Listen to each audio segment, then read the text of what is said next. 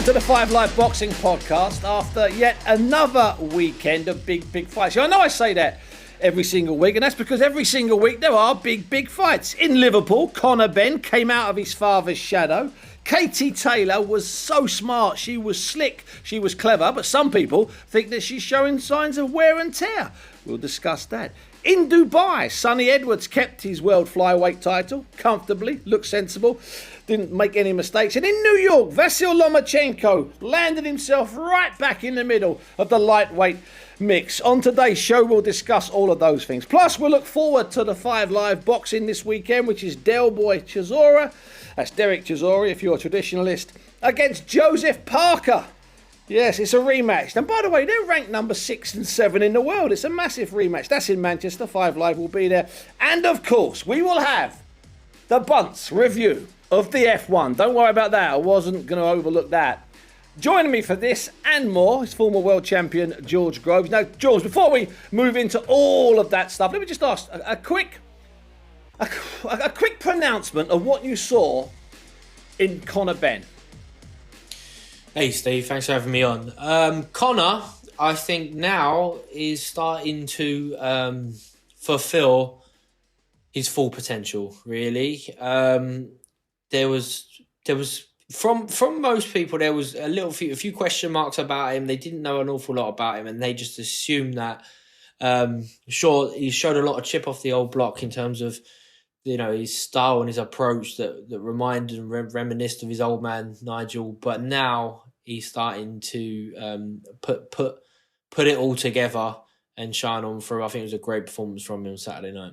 It certainly was. Conor Benn now, and I think his 20th fight, and it's the third fight in a really clever sequence against seasoned American, seasoned Mexican American, seasoned pros, men that have either won a world title or held a world title, and matched just perfectly. So they were still names, but at the same time, they weren't really bad, serious threats. However, if Conor had got it wrong, he would have lost to all three of them. On Saturday night in Liverpool, very good house, about 7,500, and firmly behind Conor Benn. 25-year-old Conor Benn beat Chris Algieri. And I know, hold on a second, don't start screaming at me. I know Chris Algieri's 37, and I know his best days were 4 or 5 years ago, but he'd only lost previously to really good men. Over 12 to Amir Khan, over 12 to Manny Pacquiao, and then a couple of years ago stopped in about 6 rounds by Errol Spence. No shame in that whatsoever. He managed to squeeze in a 10-rounder, Algieri, obviously knowing, that was a few months ago, knowing he was going to get Conor Benn. And he arrived in fantastic shape. And he's a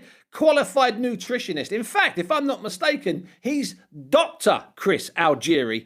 I think he's got a doctorate in the study of nutrition. He helps fighters. He helps some of the best fighters in the world with their nutrition. And before people start saying, oh, it was cynical, it was obviously it was going to get done, if Chris Algieri wins that fight, he gets a fantastically lucrative rematch, makes an absolute fortune, and by the way, if he beats Conor Benn once, trust me, he would have beaten him a second time. I thought, George, watching the first round, and I said this to Conor Benn afterwards when I spoke to him, he seemed so controlled and so relaxed that I thought I'd missed 3 or 4 fights in his career, because the Conor Benn from last year, even earlier this year, I didn't think he was capable. I thought he would win, don't get me wrong, but I didn't think he was capable of setting Algieri up like he did for that clean and brilliant, beautiful 4th round knockout. Yeah, well, there's been some stark improvements in Conor Benn on fight night, I'd imagine. Like some of the stuff he might have been doing in the gym, in sparring, and some of the the drills that he'd be working with Tony Sims, who's been his very vastly experienced pro coach, who's worked with his entire pro career, bouncing off other great fighters in the gym. Over the course of the last few years, you've got like the Welsh wizard Joe Cordina in there, who's just a supremely talented fighter. He's got the amateur pedigree that Benn's missing. You've had like the likes of Ricky Burns in there, who's vastly experienced, been in big fights. John Ryder, who I know is a diligent student of the art in terms of getting himself in fantastic shape. And all these people are bouncing off each other. And Benn's improving. This time round, the jab for me, I've always been a fan of the jab, Steve. I always have. Yeah, you have, son. You have. And there's a supreme art to it. And his jab showed a marked improvement for me. It had authority. When you can creep in behind in your boxing, your explosive boxing stance and fire the jab and do damage, knock the guy's head back, you can then punch off of it. Which he did in the first 20 seconds. He did. I mean, but Benn, what would be the next thing for him to work on is just tightening up on some of those vulnerable elements that come when he first starts a fight. When he's imposing his tempo on the fight, he does it with ferocity, and the worrying part of that for his team will be that he might get caught on the way in or the guy's going to time him. But now that his jab is improving, he is able to have that much more time to land them big hooks to the body, or that right hand that might change. First time it comes straight, next time might have a little angle on it, land behind the glove, to the side of the head. He was really good, and he's been looked after in terms of very well matched, as you mentioned earlier. They've chosen the right fights to progress him along at the right pace. And now, 25 years of age, he's been a pro 6-7 years, I think. It's now it's time, right? He wants the real top end gatekeepers to the division, because he's in a tough division with loads of amazing fighters. So, one, he's a fantastic fighter to watch. He's a charismatic guy outside the ring. He's got the name. He's got the style. And people like him, George. People really like him. Yeah, and he's a cool, down to earth, solid guy. He's someone who's relatable in some ways, even though he's the son of a famous British fighter. He's still really relatable and likable. You know what, George? A couple of things I pick up on. First of all, I'll just tell you that he's still angry at the way he was treated when he was 19 and 20. And he's got a lot of sympathy for young Campbell Hatton, Ricky's son, who's getting the same kind of pelters, mostly from online people, because the rest, us in the boxing community, know that that basically Campbell's just a boxing baby, and Conor was really, until recently, still a boxing baby. Take away the famous son, take away the legacies and history of the famous son. So when Conor moans about that, and he really means it, he says, "Steve, I was 19, it still hurts." I remember seeing Benn off the bat, early doors, and saying he's got a lot of qualities that some fighters just don't have. He backs himself. He does back himself. He's got tenacity. He's ferocious. And technically, the shot, like the way he throws a shot, is pretty good. Like, there's genetics involved as well. The way he punches, the way he can create power. The problem he's going to be is, one, don't lose the plot. Do you know what I mean? As you start to get a bit of fame and fortune, don't lose the plot. And two, you're going to have to make the real technical advances throughout your career under the spotlight, and you've got to make up some lost time, because you don't have that international amateur experience. You don't have all the other things, and plus you've got. And I love Nigel, so if he ever pulls me, Nigel's old school, like old school, like the way he fought. I'm sure he's not telling his son, "Be just like me," because quite he was. It's like, I remember I talked to Nigel, and he's like, "I can't believe the stuff that Conor's doing, like the box, the actual boxing he's talking about." Where's he get that from? Yeah, well, you never want to lose what they've got inherently, like where they're at all costs. They'll find a way. That's why people love Nigel Benn. He finds a way, and you see that in his son. But how about a good jab too? Nigel, how many more fights would you have? How much further would you have got if you'd had the best jab you possibly could have had? Well, how about this, George? Sorry for interrupting. How about if Nigel hadn't lost the plot and believed in the hype and the ego and all of the fame when he came up to the Michael Watson fight in Finsbury Park in the tent? If not, I know it's slightly before your time, but if Nigel Benn had stuck on a serious, strict path, it would have been a different. It might have had a different result that night. Although Michael Watson was inspired that night, and it helped Benn because it meant he had to go to America, turned his life around, got serious. So you're absolutely right. Nigel's not telling Conor to do what he did. He's telling Conor to not do what he did, and then Conor's picking up things. And I said the other night that combination that he landed, Nigel might have scored bigger knockouts. Nigel might have thrown bigger looking shots, but Nigel never threw two shots as beautifully technical as that. His feet were perfect. He moves under a half jab. He moves under a feint. He throws a perfect left and a perfect right. His hands are in place the whole time, George. It's unbelievable. That was a combination that Nigel couldn't have delivered because that wasn't Nigel's style. No, yeah. And boxing in general has progressed a lot, the last few generations. There's a lot more investment, there's a lot more knowledge, there's a lot more, stuff that goes on behind the scenes in terms of your nutrition and, Chris Algieri can tell you about, and your strength and your conditioning and your sparring and, it's not everything has to be, right, go to the well, up at 6 o'clock, 10-mile hikes, for your mountain boots on and stuff like that. So, yeah, the sport's moved on a lot, but Conor, yeah, perfect combination. And this is what it's about, fourth round, you didn't see that coming as such. It wasn't absolutely. Any moment he's going to put him away, but he knows now that this is how professional, high-end professional boxing works. There is a process. You have to, the subtleties of it. Establishing your jab and establishing your distance, finding your range with the shots. From the very first bell, not being chaotic, not trying to. I want to put something heavy on him to let him feel the power. That you've always got time for that stuff. It's about creating that opportunity to put the guy away, and sometimes it might take 2, 3, 4 rounds plus. But then when you get him and you back him up and you get him in that position, and you can release what you've got.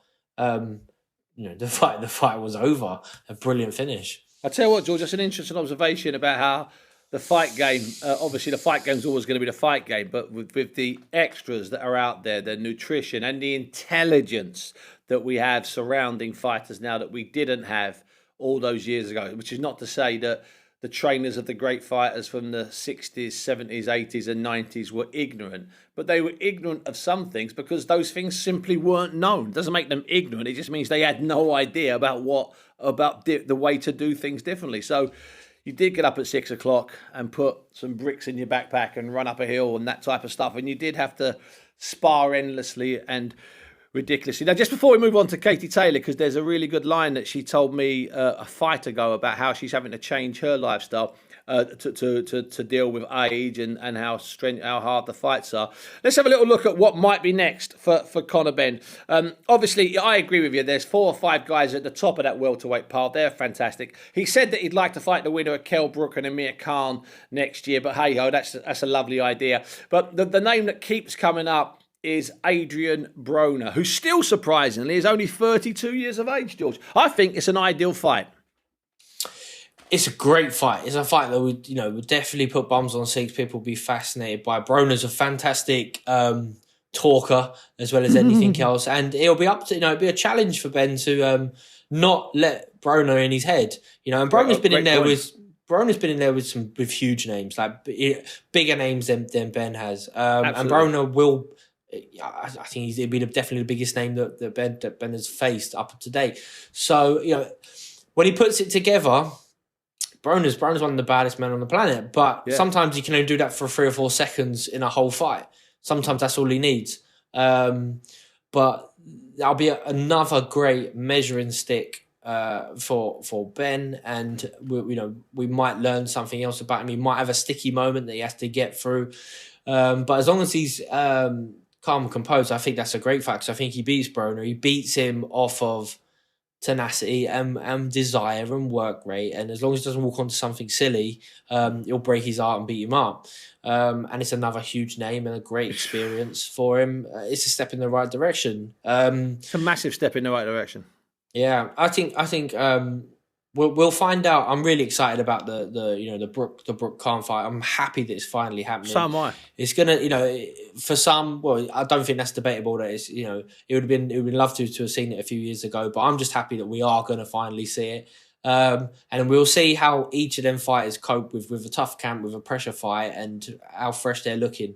But you couldn't write Connor off against either of them two at the moment, even though they're vastly experienced. You say that the guy who's in real form, who's been boxing well, who looks good is Benn. You might pick him as a favourite against each of them two, which you definitely wouldn't have 18 months ago. So that's another great fight as well for him. There's plenty out there. It's a great division. Yeah, it's Conor Benn there, not only looking good on Saturday night, but throwing forward lots of imponderables, and we like that. When a fight finishes and you're looking at the future and there's all sorts of question marks, will it be him, will it be him, will it be him, or in the case of Katie Taylor, will it be her? And in fact, that was very much the case with Katie Taylor at the weekend, George. I thought she did a great job on Firuza Sharapova, the Kazakh. I thought she did a great job on her. I thought she boxed really sensibly. The first couple of rounds were tight, and Sharapova had knew what to do. She was fast and she was mobile and she was slick. And then Katie just was sensible. She got through the 10 rounds without a mark on her face. Basically, she floated through. Now, it's really interesting. I thought it was masterful, smart and clever, and I thought she made a potentially dangerous opponent look very average at times. She won it clearly. It's her 7th consecutive 10-round title fight in a 30-month period. I'm not sure that any man or woman has had that many consecutive world title fights in such a short period of time at the moment, without a doubt. So she got through comfortably. Some people thought that it wasn't a great performance of hers. I got a lot of abuse on Twitter from me saying it was perfection. People saying, you're joking, she's regressing, she's this, she's that. During the interview afterwards, she was fairly defensive when I started talking about possibly looking at the end of her career. I wasn't suggesting she should retire. I'm just thinking after all these years, George, I mean, she won the first Europeans in about 2005 or 6. 6 European titles as an amateur, 5 world titles as an amateur, a gold medal at the Olympics as an amateur. That was her 14th professional title fight. I thought it was 15. It was her 14th professional world title fight. And she did, I thought, she looked better. She looked absolutely brilliant. You watching it, George, what was your impression of it? Was that vintage Katie Taylor, or are you on the side where he's maybe losing a little bit? Yeah, it's a great performance from Katie Taylor, and she's gone out and she's done what's asked of her and won well. And as you say, though, Steve, you got to factor in, just her, her fixture list, the amount of activity she's had. She's boxed so regularly for so long. It's definitely at that stage now where what else does she know? Like that must be she's most. She's boxed at the highest level for longer than probably anyone else now, man or woman alive. So, 100%. And winning. I thought she boxed really well. I can imagine she did. I can see how she would have got defensive if you start alluding to the end of her career, because she probably thinks, well, what else am I going to do? This is all I've ever done. I've been world and European champion, amateur or pro, for getting on for 20 years now. I find it. I think you don't want to talk about another human being this way, but I'm sure she won't mind. Like, I find it's fascinating because she's groundbreaking. This is brand new. Like, and there are differences between men and women, but we're gonna find out a little bit. I mean, I think she's half superhero anyway for like how long, and phenomenal athlete for how long she's been able to stay at the top and stay fit and stay hungry, keep the desire, keep the, come through sticky moments in her career, tough fights where she's had to come back and rebuild as such, and come up with a new game plan, new strategy. But it's new ground. It's brand new to us. Women's boxing at this level, it hasn't been around a long time. At this level, you're so right. Yeah. There's been women's boxing now for quite some time, but not where there's this level of competition and this level of interest as well, because that comes with its own set of obstacles and pressures and wear and tear and miles on the clock. So I think it's fantastic. I'm a fan. I think you're inevitable. You all have to be a fan. And I think there's some big options there for her. First of all, she's got a potential rematch against McCaskill, who she beat at York Hall, who now owns all of the belts up at welterweight. But McCaskill can come down a bit. Don't worry about that. And then there's I say domestic, even though Kate's obviously from Ireland, but she's done all of her fighting with us here in Britain, against Chantel Cameron, who's from Northampton, who's the light welterweight champion, who I particularly like. She's particularly nasty. I think she's really effective.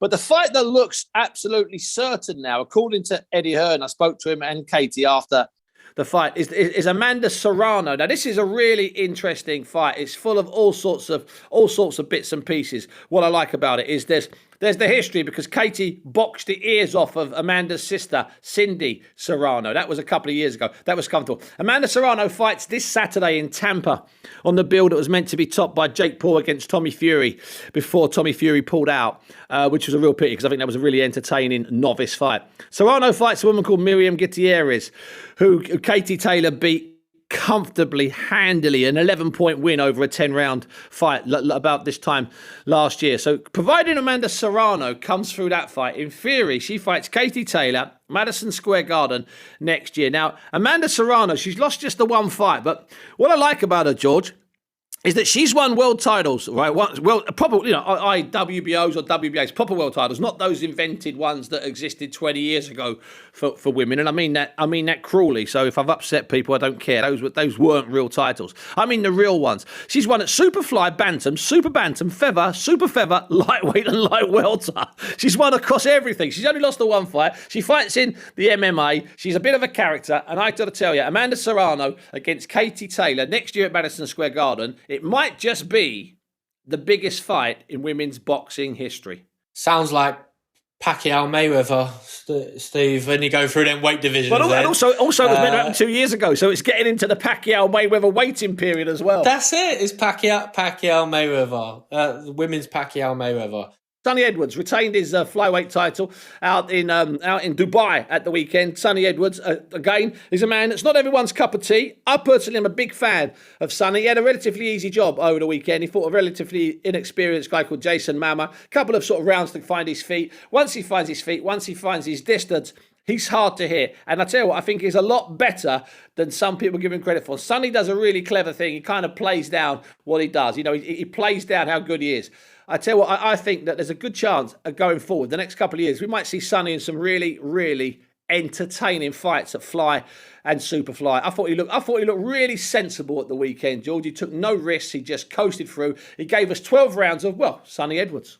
Yeah, good for him. I've got to be honest, I haven't seen an awful lot of Sonny Edwards. He must have slipped under my radar. But well done to him. I think he's probably had a couple of defences now.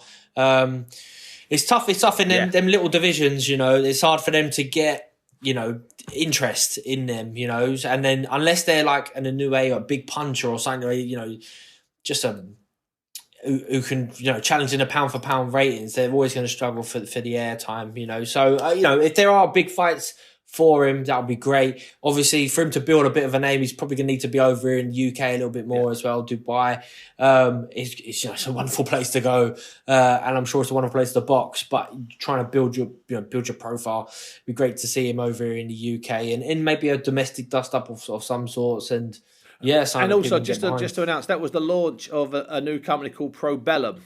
And they announced in the ring during the fight when it was screened, that they'd signed Olympic silver medalist Pat McCormack and his brother Luke McCormack. Now that, I've got to tell you, that's a real sign of intent. You know, you put on is in Dubai and you've got Sonny Edwards defending his world title. Paul Butler was meant to be challenging on the undercard for a world title, but that title fell out of bed for 1,000,001 different reasons. And during the night, you announced you've signed 2 GB Olympians from Tokyo, including one who reached the final and lost on points to the great Cuban.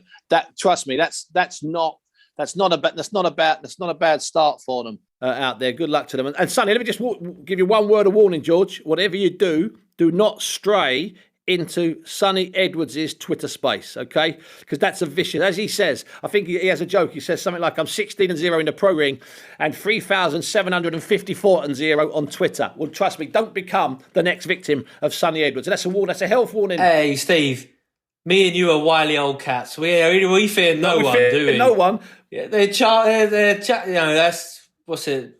Dog feed. Like, we bury anyone on Twitter. George, I've known you a long time. Let me tell you this now. Look me in the eyes, George. I am telling you, I am not going head to head with Sonny Edwards on Twitter ever. I don't believe that for a second, ever. Steve. You taught me everything I know.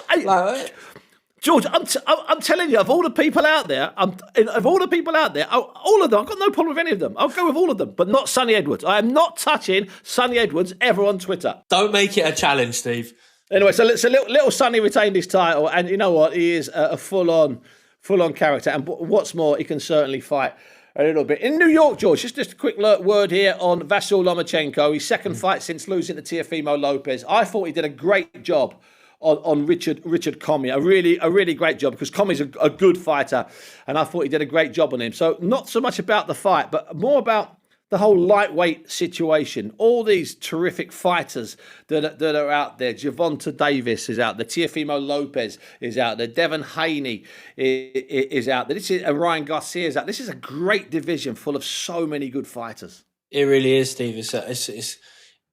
It could, up with the welterweights, you're thinking the lightweights are the best, more active, more exciting division, Teofimo Lopez just lost his belts against Kambosos. I just forgot to mention him. Yeah, that's typical of this division. Yeah, and you've still got the likes of Lomachenko in and amongst it, and it's a funny one because like Lomachenko, I always thought, is he quite big enough to deal with the big guys in like the big lightweights? Like Teofimo Lopez is a big lightweight, and maybe he's a big welterweight.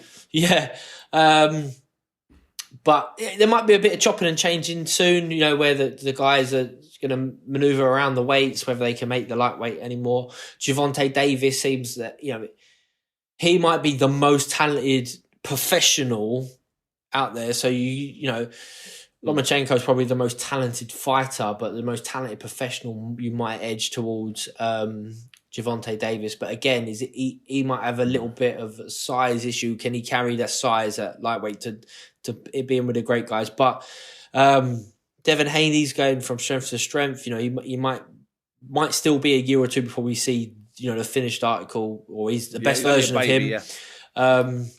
So it's a great division, great fights. And Richard Commey, it's someone who no one, the wider audience wouldn't know a lot about, but he's a great fighter, like a really, really good, skillful fighter. He's not going to beat the likes of Lomachenko, but he's a former world champion. It would give everyone a hard night's work. So huge for the way, definitely someone who massive for the weight. Yeah, definitely someone who's a student of the art, dedicated to the sport. And then when you're calling people like Richard Commey gatekeepers to the elite, it's a tough division. No, you're not wrong. Well, George, let me ask you a question. Over the weekend, we saw Conor Benn turn away instinctively from landing one final shot as Algieri went down, which would have been legal, but it would have been bad. And he pulled himself back. You saw him hold back. And then we saw in the Commey and Lomachenko fight, we saw Lomachenko hold back definitely a couple of times. And more than that, constantly talk to Commey's corner, telling them to pull him out, that he was being too brave. And I'm wondering, George, as a fighter like you, really involved fighter who was often in the real heat of the, I know it sounds like a cliche, really in the heat of the battle. How hard is it during those exchanges, those moments, to even consider, and this is a brutal question, but I know you can handle it, to even consider your opponent's health, George? Yeah, it's not something I'm speaking about for the first time, but obviously I had the fight with Edward Goodnecht, who at the end of the fight went 12 rounds in a fight there was no world titles on the line. There was no big audience. It was just a keep busy fight for me. I was mandatory for the WBA world title, so it's a keep busy fight for me. I fight this guy. He comes home from Germany and he's left in the ring too long. And there is a point in the fight where you're like, does he really need to be left in here right now? He ain't getting paid enough for this. I'm not getting paid enough to hurt him. It doesn't matter if you pull him out now. Channel 5 are not going to get the ump if they pull it after 8 rounds. The audience here ain't going to get the ump. And they leave him in there and, he collapses in the change room after. Has a brain aneurysm, a bleed in the brain. They put him into an induced coma and he's never been the same since. That was the end of his boxing career, and it could have been the end of his life. And it plagued me for a long time, and at times it still does. Where you're like, well, could I have done more? Could I have should I have known? What could I have done? You know, could I have exerted a bit more energy to have finished the fight? You know, but it never got to that stage. You know, where there was no clean finish. The referee didn't stop it. The corner didn't stop it. I've still got to win. He's a fighter. He's not going to turn around and say, "I've had enough now, pull me up." Most fighters are not made that way. So it's you can only put faith really on the people looking after you, which is the corner. You know, the referee's got a job to do. He'll pull it if you're in no fit state to continue. But the real compassion has to come from your corner, the people that you know and hopefully have worked with and have got your very best interests at heart. And I'm not saying like, sometimes, you know, fighters, prospects, you know, they're safe to live for fight another day. And you're thinking, well, he's only just been clipped, you know, like, why don't throw the towel in yet? Like, let's see what he's made of. But there's other times in your career, like a Richard Comey, where you're like, well, you're on a hide into nothing here. Do we really need to see any more? Like, you know, and there's been more and more serious injuries that have come from boxing. And I've spoke about some issues that I think are at hand, you know, some things that kind of make sense on paper, but don't actually always pan out. Like now, literally every major organization adhere to the weight making, you know, protocol where, you know, you're essentially forced to make weight multiple times throughout a training camp, which ain't always safe. And sometimes damage can be done in the gym when you're having tough sparring or stuff like that. And then that pays an effect on fight night. But it was really interesting to see it, and interesting is the right word, to see someone like Lomachenko, who is vastly experienced, boxing at the highest level again forever, you know, turned professional and fighting for world titles in 2 fights, you know, Olympic champion. And he now knows at his age, you know, 33, 34 years old, thinks, I've seen enough now. I've seen enough. You know, he's probably seen. Win. Yeah, absolutely. This is it. Like, and it's not a unification fight for all the belts and, you know, the biggest fight of the year. When great point. Sad but true.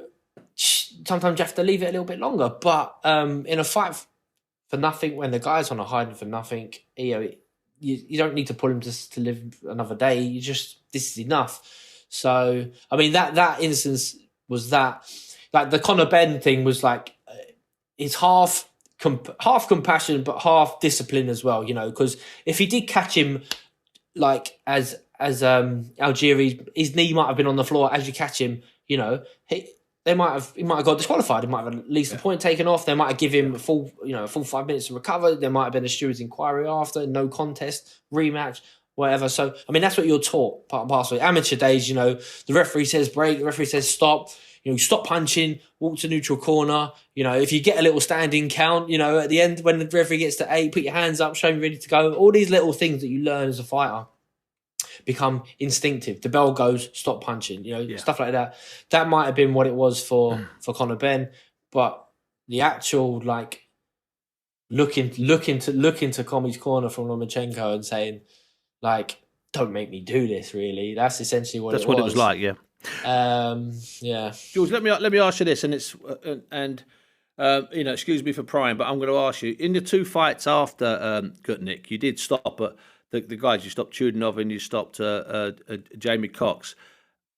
Going into those fights, actually in those fights itself, was Gutnick anywhere in your mind or head? Had you done your best to get rid of him before you got in the ring? Yeah, no, he was. Like my next fight was for a world title, Steve. If it wasn't, it might have been a longer road back. But I got, you know, and Chudinov, who I boxed, had a fantastic chin. Like the shots were bouncing off him. There is a point where in the 6th round, it's like 30 odd unanswered punches. But he was so strong. Like I've just put, you know, it was like he was stuck in the mud. He was easy to hit, but he wasn't going down. Yeah. So looking at the referee, Steve Gray, and you know, he's not going to give me like a little thumbs up to say, yeah, don't worry. Carry on, just give him one more slacking and it'll be over. But yeah, you know, I was happy and relieved. Don't get me wrong, selfishly for myself that obviously I've finally achieved that world title, but also that, you know, it was right at the forefront of my mind there and then, hitting someone on unanswered punches. You know, And, I had an exit strategy. I'd had multiple exit strategies throughout my career, but that was an exit strategy. Once that Eddie Goodneck fight happened, and I saw firsthand what the real dangers were to boxing, and when wily old dog, I was at that stage, had been in big fights, been in big losses, become a dad. I cared more about my family than my career at that point. And you're thinking, well, is it all worth it? Boxing, is it all worth it? Your safety is paramount, because then all of a sudden it's not entertainment anymore. It's not entertainment anymore. And boxing is the entertainment industry. It should always be that. It's the prize fighting. Unless people are there on the edge of their seats to watch two combatants go at it, then it ain't really worth anything anymore. And we're vying for blood, but we're not vying for any sort of long-term damage. And let's say I had that fight and a few more fights. It was going to be 12 to 18 months, and then I was going to walk away, which luckily for me I did at 30. So yeah. I tell you what, George, that was brilliantly answered. You handled that really well. Now, you brought up a couple of points there that I think I'm just going to address just quickly. You mentioned that Conor Benn could have been disqualified had he hit Algeria when he was down. Well, of course, last weekend we had Hamza Sheeraz avoiding disqualification when he hit Bradley Skeet 2 or 3 times when Skeet was on the floor. The British Boxing Board of Control did react to that. People were screaming blue murder left, right and centre. The Boxing Board of Control did act to that. They had a hearing and they decided to ask the referee, another guy you just mentioned, Steve Gray, to explain his actions from Hamza Sheeraz, but didn't disqualify him. So that's a hearing to come. So that just actually, the reason I mentioned that is not to bring it up again, but just to say that the British Boxing Board of Control do act. They do control things. They do run our sport in this country, but they're not immune to acting and doing stuff. So they've had a hearing number one, and hearing number one has decided to pull in Steve Gray, just to ask Steve Gray to go over his thinkings in that fight. Now, it's that point in the show, George, where I'd like to say we'd have the F1 music, but if we did that, we'd probably be sued by the F1 people. But I'd love to have a little bit of F1 music, because I've got to ask you, George, did you watch on Sunday afternoon the last lap? That's all that mattered. In that most ridiculous and surreal, there's me leading, and if ever there was someone leading a question, did you watch the end of that? Verstappen and Hamilton, last race. What was going on, George? You've got 30 seconds. Try and tell me what happened. I did watch it. I don't have a clue what happened, Steve. Neither did the people reporting on it. Verstappen's behind Hamilton.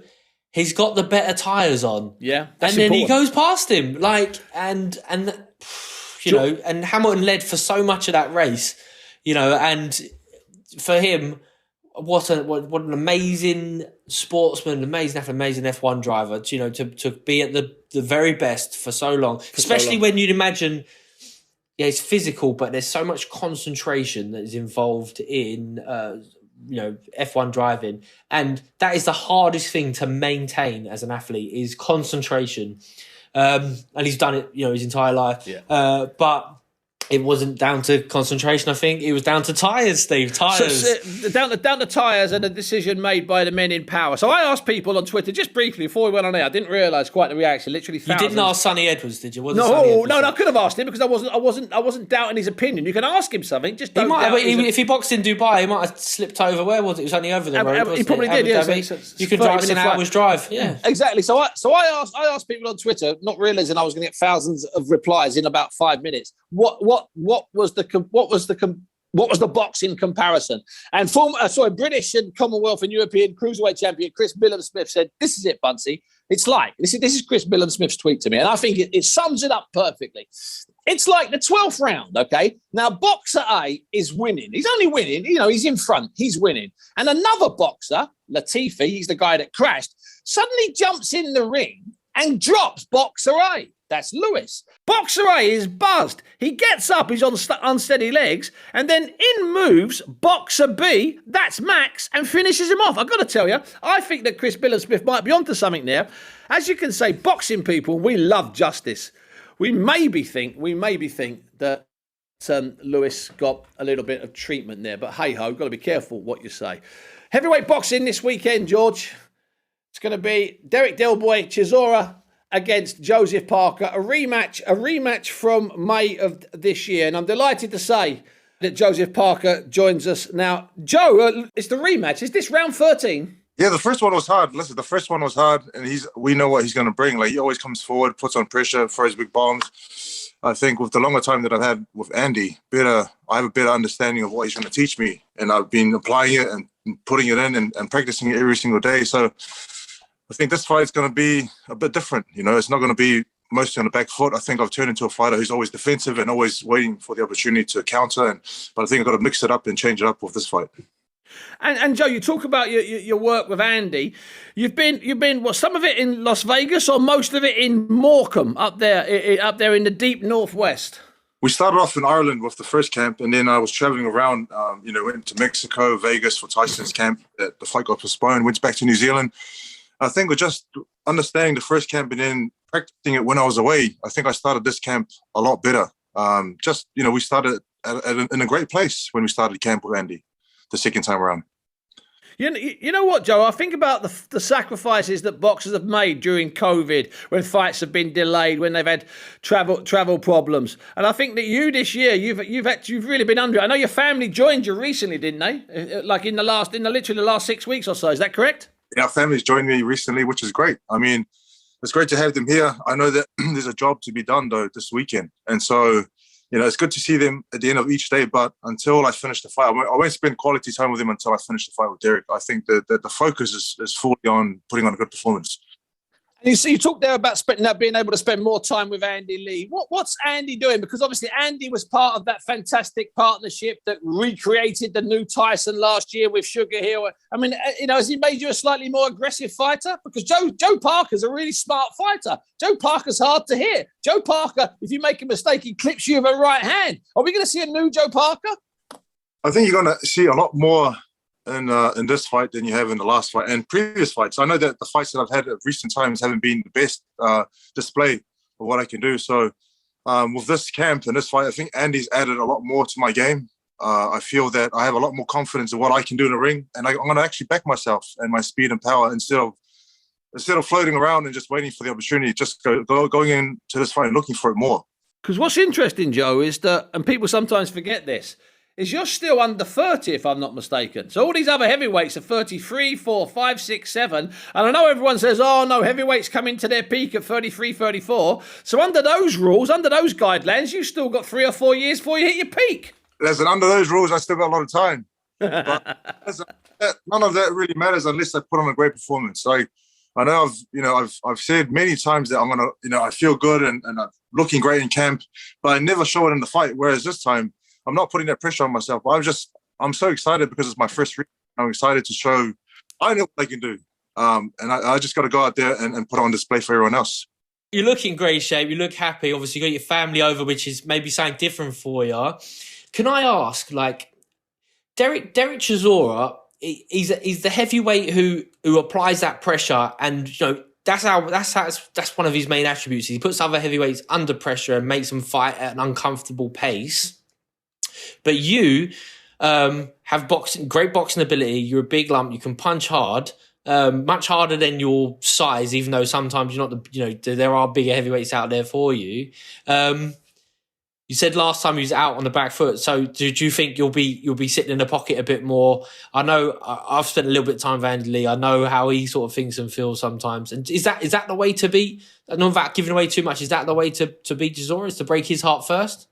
I think so. I think with this camp, it's obviously going to be a similar game plan. But with the last fight that we had, I didn't really stand there and catch and trade. I didn't really stand there and back myself. I was always on the back foot, and I was always waiting for him to set the pace, chase me down, corner me, put me on the ropes. And that's not exciting, and that's not really what gets you a dominant win.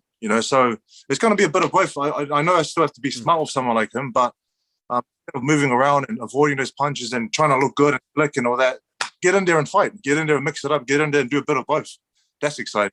That is without a doubt exciting, but that runs a risk, because what Del Boy can do, as he's proved during this remarkable career. I mean, he's fought a who's of just heavyweights. Take away Deontay Wilder. He's fought just about everybody in the last 12 years or so. if Del Boy survives, Del Boy's got this ridiculous engine now. He's a fitter and slimmer and smarter Del Boy than ever. It is a risk. What you're proposing does seem to be a risk, though, Joe. Listen, it's a risk, but you got to take risks to get good rewards.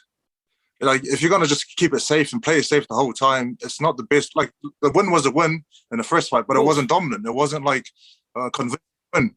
So you got to take risks to get better rewards. And I feel, I truly feel confident in myself and this camp, what we've done. I've seen many things change positively, and I'm just excited to go into this fight. Joe, so to add to that then, obviously you beat Ruiz to win a version of the world title. You lost it to AJ. Is that a fight now, that AJ fight in 2018, when some of us were really hoping you would take a risk? AJ was hoping you wouldn't take a risk because you already hurt him early in the fight and he decided to just beat you with skills. Do you wish that this Joseph Parker was fighting that AJ this Saturday? Oh, listen, I wish many things. There's many things I want to change in the past, and training camps and doing this differently, doing that differently. But everything happens for a reason, and I'm here now. And this is this Joseph Parker that I could see, and what I've done in training. I'm excited for it from now on until the rest of my career. So listen, I could change many things in the past, but I'm going to accept everything that's happened, and I'm going to build on it and just work on being a better fighter. Let's not talk about the past, because I don't know. Talk about the past. Let's talk about what happens next. So you win. So you plan to win this weekend. Will we see you fight for a world title soon? Has there been any talks about this? You don't want to look past the task at hand. But what would be an ideal layout for you? Do you think? Yeah, like this fight, the most important thing is winning. Winning is the most important. Win this fight, and then we can look at next year locking in big fights. Honestly, at this stage, I don't care who I fight. I fight anyone. There's Joyce's talks of if Dylan White's free to fight again. As long as I win and win well, I don't care. And finally, Joe, and it's always a pleasure and a delight to talk to you, because I find you not just a good guy, I find you a great fighter and a gentleman. How's it been up there in Morecambe with the king of Morecambe, Tyson, wandering around feeding the seagulls, wandering around looking at statues, wandering around having ice creams? What's it been like the last couple of months living up there with a big lad? Listen, it's been fantastic. I truly can say this is probably the best camp I've ever had. Like the setup, the environment, the training team, the people that we're training with. Tyson was here at the beginning of camp, and it was just a buzz because he's always he knows how to encourage you and push you, and he never leaves one man behind. You have Andy Lee, you have the other fighters that we're with. And I can truly say that I'm very happy in camp. And a happy fighter is always a good and dangerous fighter leading to a fight. And, I can say I'm very happy. So I should be very dangerous. Well, I'll tell you what, Joe, you're in a dangerously happy mood today. I've got to tell you, I love my fighters happy, and you might just qualify as the happiest fighter of every week of a fight. George was happy when he was fighting, I think. When I wasn't hungry, I was happy. When he wasn't hungry, he was happy, yeah. Yeah, I'd like to be a heavyweight like you, my friend. If I was just that much taller, I could have been Joseph Parker. Oh man! Hey, listen, Joe, it's a pleasure and a delight speaking to you. I'll see you on Saturday in Manchester. Thanks very much, Joe. Have a good day. So, George, a very different Joseph Parker there, promising us on Saturday a very different Joseph Parker. Yeah, he spoke really well. He seems happy and content. A lot of times he does, and he's got that humbleness about him where I think being from New Zealand, he's always had to travel and travel, he's halfway and more across the world each time for camps and leaving his family behind, and, all the tough things that come with boxing he's doing. I think he's definitely enjoying working, with Andy Lee, who's vastly experienced, and obviously alongside Tyson Fury now, who he spoke well of, said that he's pushing him on, and the atmosphere in the gym's great. So,